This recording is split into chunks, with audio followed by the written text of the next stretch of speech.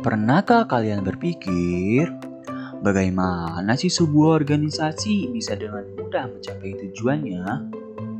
Walaupun terdapat banyak sekali perbedaan dalam organisasi tersebut. Eits, ternyata itu semua bisa terjadi karena adanya budaya dan komitmen organisasi. Nah, maka dari itu kami akan menjelaskan kepada kalian semua tentang budaya, tipe, dan komitmen organisasi. Audio Jungle.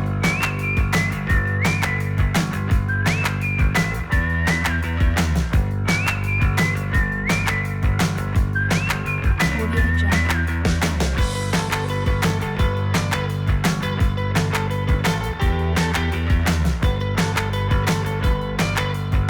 Audio Jungle. Kalian tahu nggak apa itu budaya organisasi? Nah, menurut Quesmono, budaya organisasi merupakan sebuah sistem makna bersama yang dianut oleh masing-masing anggota, yang membedakan antara sebuah organisasi dengan organisasi yang lain. Artinya, norma dan nilai yang ada di dalam organisasi tersebut diterima oleh seluruh anggota organisasi dan juga digunakan sebagai dasar hukum dalam berperilaku di organisasi tersebut. Budaya dalam suatu organisasi akan melibatkan seluruh pengalaman, filosofi, ekspektasi, dan juga seluruh nilai yang terdapat di dalamnya, sehingga nantinya akan terefleksi dalam kegiatan setiap anggota. Budaya juga memiliki peran penting, seperti menentukan batas perilaku, mewujudkan rasa memiliki untuk para anggotanya, mewujudkan rasa komitmen, meningkatkan ikatan yang kuat pada seluruh anggota, dan alat pengendali perilaku pada setiap organisasi di dalam perusahaan ataupun di organisasi tersebut. Membentuk budaya organisasi yang kuat memerlukan waktu yang cukup lama dan juga bertahap. Di dalam proses sebuah organisasi pasti akan mengalami pasang surut, dan juga penerapan budaya organisasi akan berbeda dari waktu ke waktu. Sebagai contoh, budaya organisasi di era modern saat ini menerapkan lingkungan kerja yang fleksibel dan nyaman. Tidak seperti dulu, di mana perkantoran dibuat seformal mungkin. Kini, perkantoran dibuat dengan memberikan fasilitas yang membuat karyawan merasa nyaman berada di kantor. Seperti menyediakan kantin gratis, tempat gym, taman, dan interior kantor yang kreatif. Selain itu, karyawan juga dapat bekerja tidak hanya di meja kantornya saja, melainkan dapat bekerja di rumah, di kafe, dan juga sambil berdiskusi dengan rekannya di tempat yang santai. Hal ini juga telah dilakukan di berbagai perusahaan, baik perusahaan internasional maupun nasional, seperti Google, Facebook, Shopee, dan beberapa startup di Indonesia. Hal ini dimaksudkan agar karyawan merasa rileks saat bekerja, dan juga dapat menghasilkan ide-ide kreatif bagi perusahaan. Nah, selanjutnya kita akan membahas apa sih tipe organisasi. Secara garis besar, organisasi dapat dibedakan menjadi dua macam, yaitu organisasi formal dan organisasi informal. Pembagian tersebut tergantung pada tingkat atau derajat seseorang dalam struktur organisasi. Namun, dalam kenyataannya tidak ada sebuah organisasi formal maupun informal yang sempurna. Organisasi formal memiliki sebuah struktur yang tertata baik dan menghubungkan otoritas, kekuasaan, akuntabilitas, dan tanggung jawab di dalamnya. Organisasi formal bersifat tahan lama dan terencana.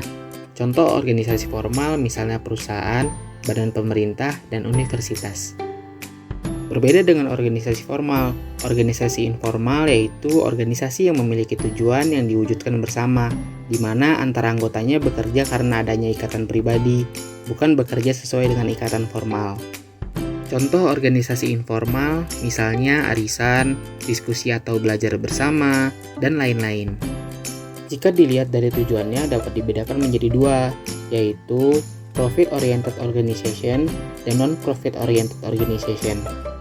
Pada profit-oriented organization memiliki tujuan untuk mencari keuntungan maksimal, sedangkan pada non-profit oriented organization memiliki tujuan untuk memberikan pelayanan sosial. Organisasi berdasarkan tipe atau bentuknya.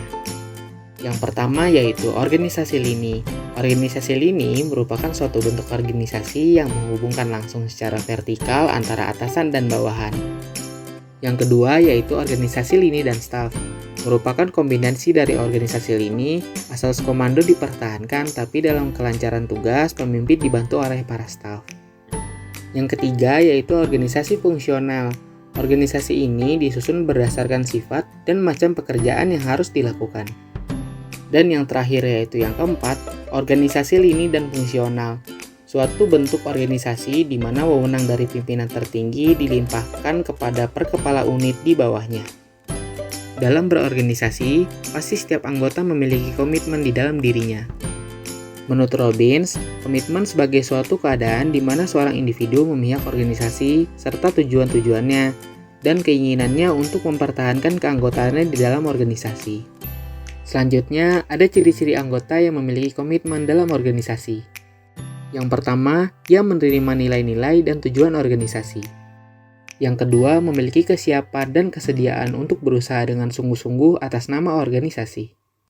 Dan yang terakhir yaitu memiliki keinginan untuk mempertahankan keanggotaannya di dalam organisasi. Seseorang yang telah berkomitmen terhadap organisasinya akan memiliki sikap yang loyal terhadap organisasinya. Hal tersebut dapat didasari oleh faktor kesamaan tujuan antara dirinya dan organisasi, kecintaannya terhadap suatu bidang pekerjaan, dan keinginan yang kuat untuk mewujudkan tujuan organisasinya. Untuk membangun komitmen dalam organisasi ada beberapa cara, diantaranya yang pertama yaitu menciptakan rasa memiliki terhadap organisasi, seperti mengajak para anggota untuk ikut terlibat dalam merumuskan perencanaan. Yang kedua yaitu menciptakan semangat dalam bekerja, seperti memberikan motivasi kepada bawahan dan memperhatikan kinerja bawahan. Dan yang terakhir yaitu memberikan keyakinan bahwa petinggi organisasi tahu kemana arah dan tujuan organisasi ini, dan meyakinkan bahwa akan tercapainya keberhasilan atas rencana yang telah ditetapkan. Nah, begitulah penjelasan tentang budaya, tipe, dan komitmen organisasi. Jangan lupa like, share, dan subscribe video ini ya. Terima kasih, bye-bye.